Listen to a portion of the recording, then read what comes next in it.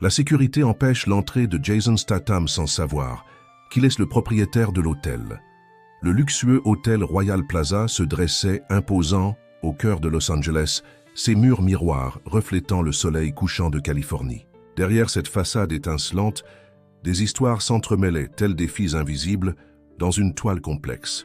Ce jour précis d'octobre, alors que des cadres pressés traversaient le hall avec leurs mallettes en cuir italien, une silhouette discrète franchit les portes tournantes.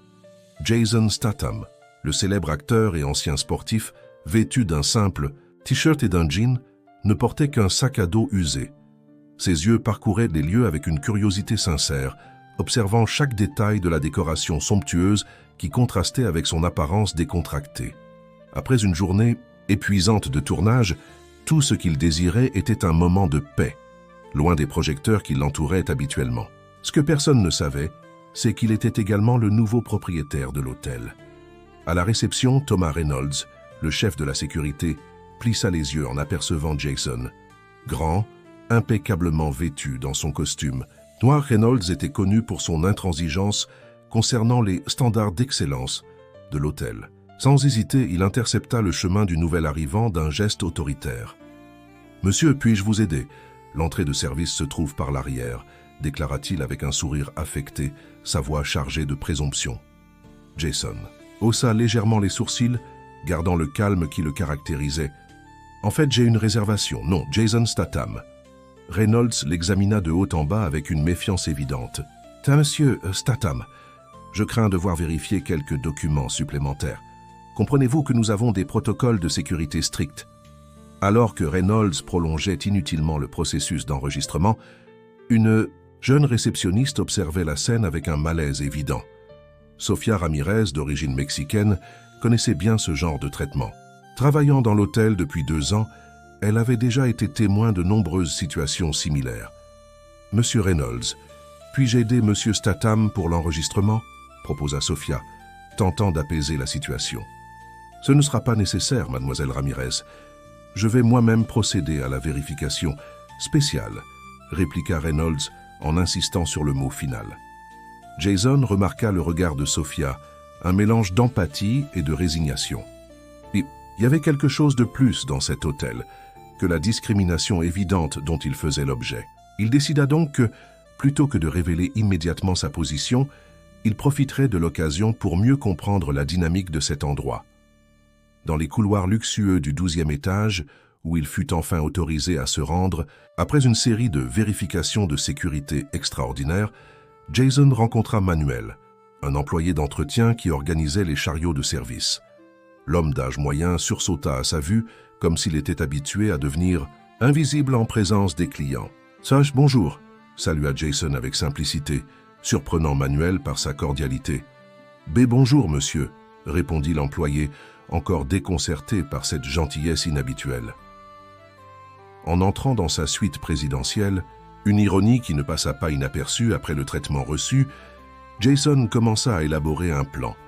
Les semaines à venir seraient cruciales pour comprendre véritablement les problèmes qui affligeaient l'hôtel qu'il venait d'acquérir.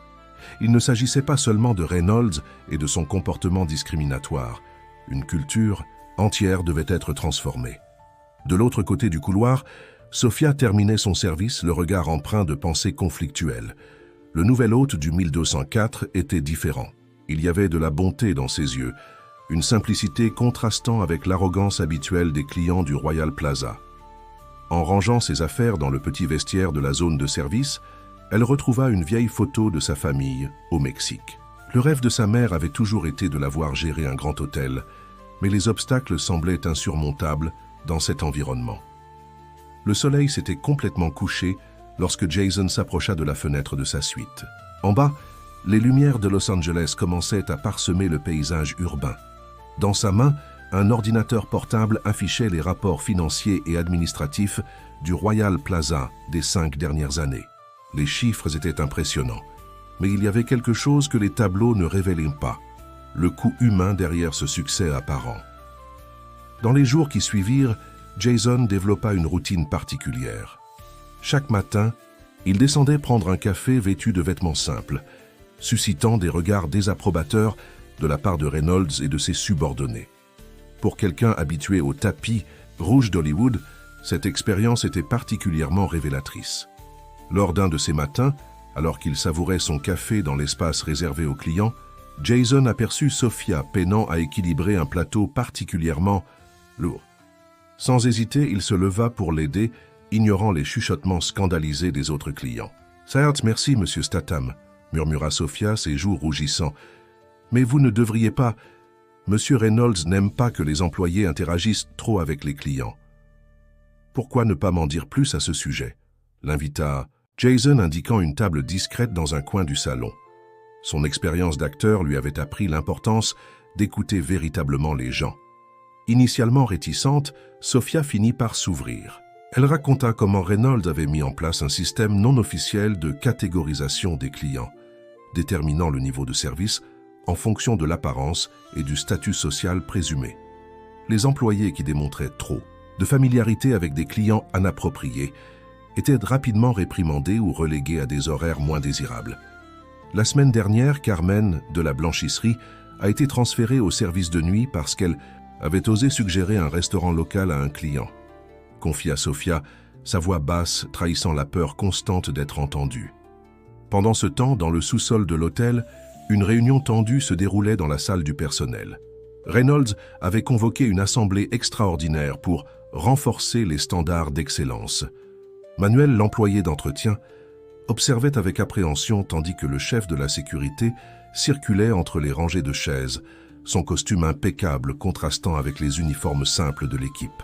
« Nous ne pouvons tolérer que les standards de cet établissement soient compromis », déclarait Reynolds, lançant un regard significatif vers Sophia qui venait d'entrer dans la salle. Certains clients récents ont fait preuve de comportements inappropriés, en fraternisant avec l'équipe de service. Jason, qui avait discrètement suivi Sophia jusqu'à la réunion, restait dans l'ombre du couloir, écoutant chaque mot. Des années de préparation pour différents rôles lui avaient appris à observer, à comprendre les nuances des relations humaines.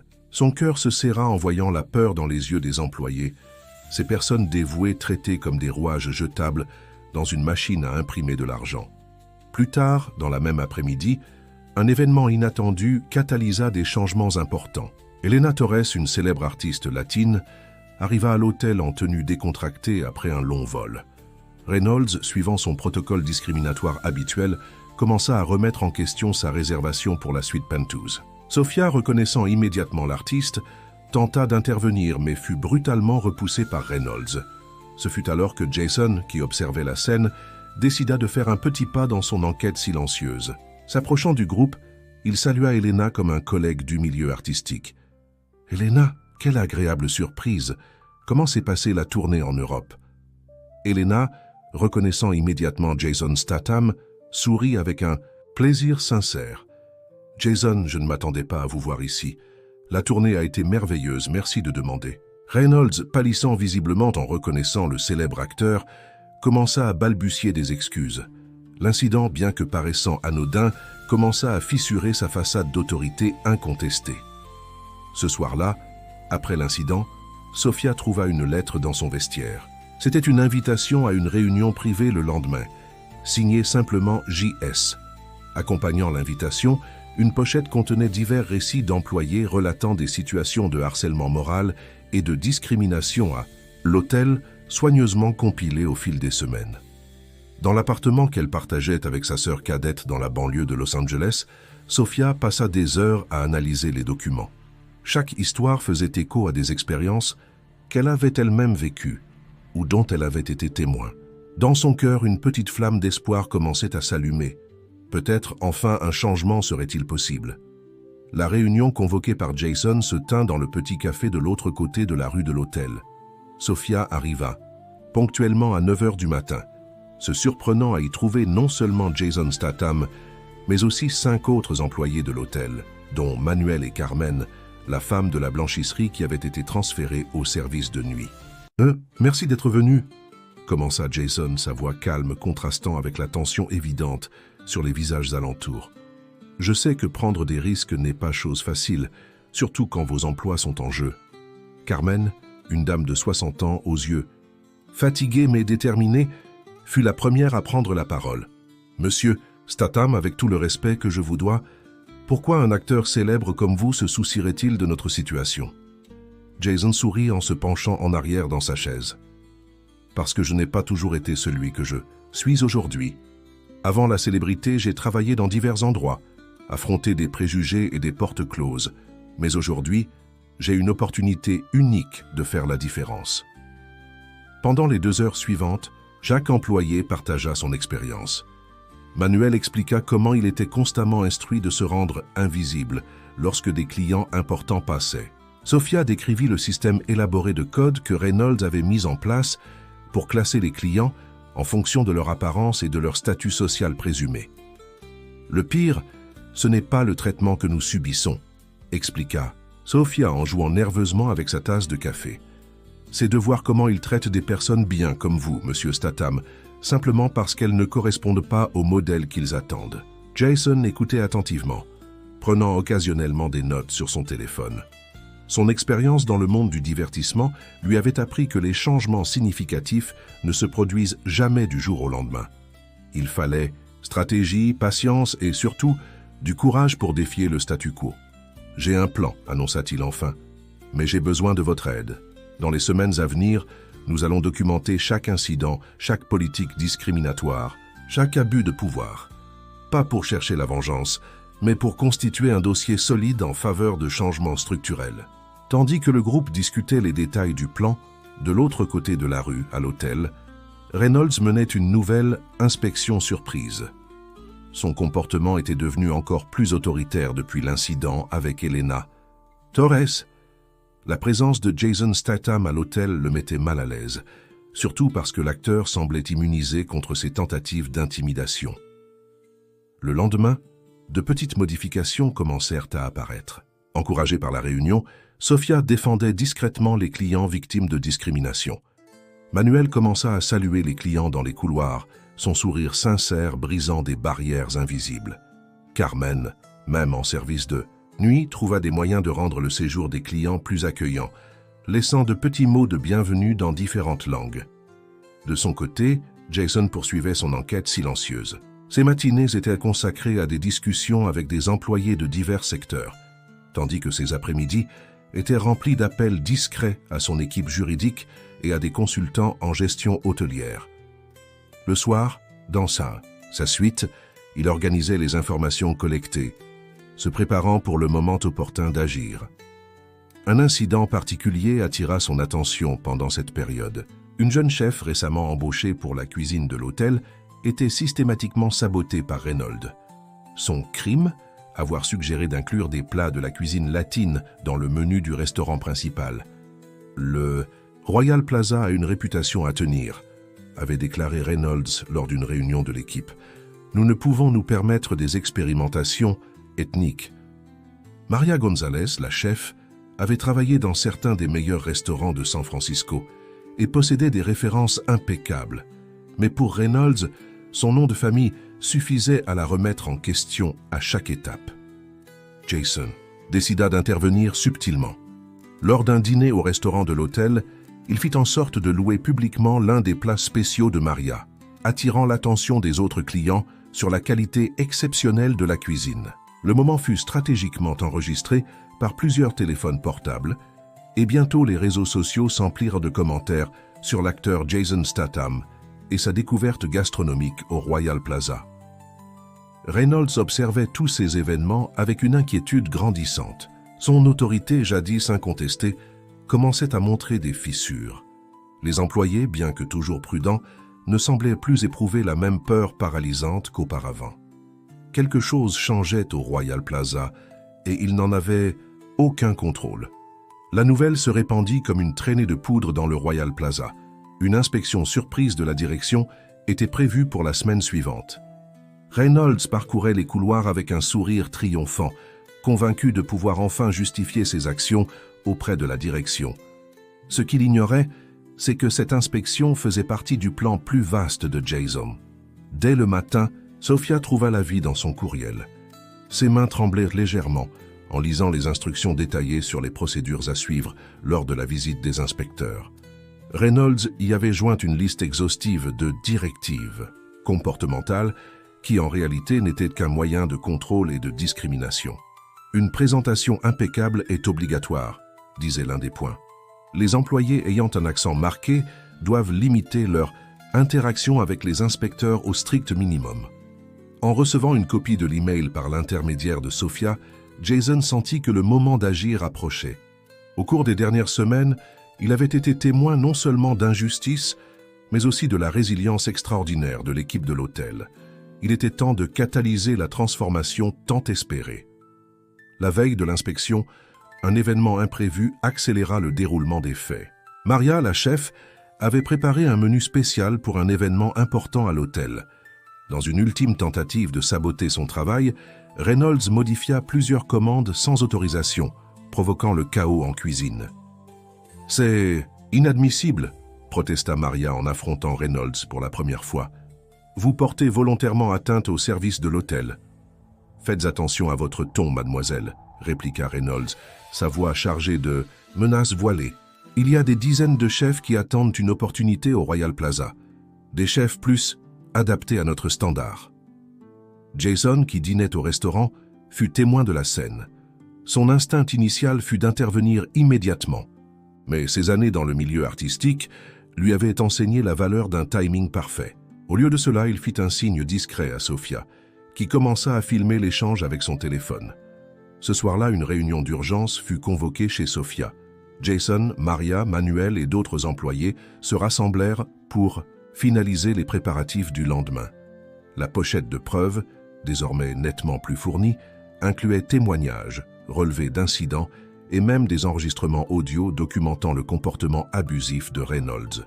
« Demain sera un jour différent », promit Jason, sa voix empreinte d'une confiance qui contamina tous ceux présents. « Mais j'ai besoin que vous ayez confiance en moi et que vous gardiez votre calme quoi qu'il arrive. » De retour à l'hôtel, Reynolds finalisait ses derniers préparatifs pour l'inspection. Dans son bureau, il passait en revue une liste d'employés problématiques qu'il envisageait de transférer ou de licencier après la visite des inspecteurs. Le nom de Sophia figurait en tête de liste, suivi de Maria et de Manuel. Le matin de l'inspection arriva avec une énergie différente dans l'air. Les couloirs du Royal Plaza vibraient d'un mélange d'appréhension et d'espoir. Reynolds, impeccable dans son nouveau costume, attendait à l'entrée de l'hôtel, désireux d'impressionner les inspecteurs avec son standard d'excellence. Sophia, à son poste à la réception, échangea un regard complice avec Jason qui traversait le hall en direction des ascenseurs. Dans quelques heures, tout l'équilibre du pouvoir au Royal Plaza serait transformé. La chef Maria, dans sa cuisine, préparait ce qui promettait d'être l'un des petits déjeuners les plus mémorables de l'histoire de l'hôtel. Manuel, polissant les rampes en laiton déjà étincelantes, fredonnait doucement une ancienne chanson de son pays natal. Il était exactement 9 heures lorsque les portes de l'hôtel s'ouvrirent pour accueillir les inspecteurs. Reynolds fit un pas en avant, son sourire de circonstance se figeant à la vue d'un visage familier parmi les nouveaux arrivants. Mais avant qu'il ne puisse pleinement comprendre la situation, Jason Statham avait déjà pris les devants, saluant cordialement chaque membre de l'équipe d'inspection. Le hall du Royal Plaza se plongea dans un silence absolu lorsque Jason Statham, désormais vêtu d'un élégant costume, se plaça devant les inspecteurs. Reynolds, encore stupéfait par la présence de l'acteur parmi eux, tentait de conserver sa contenance habituelle. « Mesdames et messieurs », commença Jason d'une voix ferme résonnant dans l'enceinte, « en tant que propriétaire du Royal Plaza, j'aimerais personnellement conduire cette inspection. » L'impact fut immédiat. Reynolds chancela légèrement, s'appuyant sur une colonne proche. Sophia porta ses mains à sa bouche, les yeux écarquillés de surprise. Partout dans le hall, employés et clients observèrent la scène avec un mélange d'étonnement et de curiosité. Au cours des dernières semaines, poursuivit Jason, j'ai vécu cet hôtel non pas en tant que propriétaire, mais en tant que simple client. Ce que j'ai découvert fut à la fois troublant et qu'inspirant. D'un geste, il invita Sophia à se joindre à lui. La jeune réceptionniste, encore tremblante de la révélation, s'avança à ses côtés, portant la pochette de preuves qu'ils avaient compilées ensemble. Cet établissement, continua Jason, possède une équipe extraordinaire. Des personnes comme Sophia, Manuel, Maria et Carmen qui chaque jour font preuve d'un dévouement et d'un professionnalisme admirable, malgré un environnement de travail toxique et discriminatoire. Reynolds fit un pas en avant, tentant d'intervenir. « Monsieur Statham, si vous me permettez d'expliquer, il n'existe aucune explication acceptable pour le préjugé et le harcèlement moral, Monsieur Reynolds, » interrompit Jason, sa voix désormais empreinte d'une autorité sereine. La véritable excellence ne réside pas dans l'apparence ou le statut social, mais dans le caractère et la dignité avec lesquels nous traitons autrui. Se tournant vers l'équipe d'inspecteurs, qui se composait en réalité d'experts en gestion hôtelière et de consultants en ressources humaines, Jason commença à détailler ses observations des dernières semaines. Chaque incident documenté, chaque politique discriminatoire, chaque abus de pouvoir fut exposé avec précision et clarté. Maria, la chef, fut appelée à partager son expérience. Avec dignité, elle décrivit les tentatives de sabotage et le préjugé qu'elle avait subi. Son témoignage fut suivi par celui de Manuel, qui évoqua des années d'invisibilité forcée, et par Carmen, qui relata sa mutation injuste au service de nuit. « À partir d'aujourd'hui, » annonça Jason, le Royal Plaza entre dans une nouvelle ère. Une ère de respect, d'inclusion et d'hospitalité véritable. Les changements s'opérèrent immédiatement. Reynolds fut écarté de ses fonctions et un nouveau programme de formation en diversité et inclusion fut instauré pour l'ensemble du personnel. Sophia fut promue responsable des relations avec les clients, sa sensibilité et son expérience, enfin reconnues et valorisées. Maria reçut carte blanche pour renouveler le menu du restaurant, incorporant des éléments de diverses cultures culinaires. Son menu fusion devint rapidement l'une des principales attractions de l'hôtel. Manuel fut nommé superviseur des services généraux. Son expérience et son dévouement essentiels pour améliorer les conditions de travail de son équipe. Dans les semaines qui suivirent, le Royal Plaza subit une transformation profonde. Les couloirs, jadis silencieux, résonnaient désormais des conversations animées entre employés et clients. Le sourire sincère de Manuel contageait tous ceux qui croisaient son chemin. La cuisine de Maria devint un lieu de rencontre multiculturelle, où se mêlaient harmonieusement arômes et saveurs différentes. Jason conserva sa suite à l'hôtel, veillant à être présent régulièrement pour suivre l'évolution des changements. Au cours d'un après-midi particulièrement animé, il aperçut Sophia organiser un événement d'intégration pour le personnel. « Vous savez, dit-elle en souriant, ma mère a toujours rêvé de me voir gérer un grand hôtel, mais je pense qu'elle n'aurait jamais imaginé que ce serait un lieu où je pourrais être vraiment moi-même. Le véritable luxe, répondit Jason, ne réside pas dans le marbre et le cristal, mais dans la dignité avec laquelle nous traitons chaque être humain. Le Royal Plaza devint un modèle de gestion humanisée dans l'industrie hôtelière. Son histoire de transformation fut relatée dans des revues spécialisées et inspira des changements dans d'autres établissements. Plus important encore, il devint un lieu où des personnes de toutes origines et de tous milieux pouvaient se sentir véritablement accueillis. Lors de sa dernière visite avant de partir pour le tournage de son prochain projet, Jason observa avec satisfaction l'animation dans le hall de l'hôtel. Des clients de nationalités diverses conversaient joyeusement avec le personnel. L'arôme de la cuisine de Maria embaumait l'air. Sophia, confiante dans son nouveau rôle, dirigeait une réunion avec son équipe dans le salon.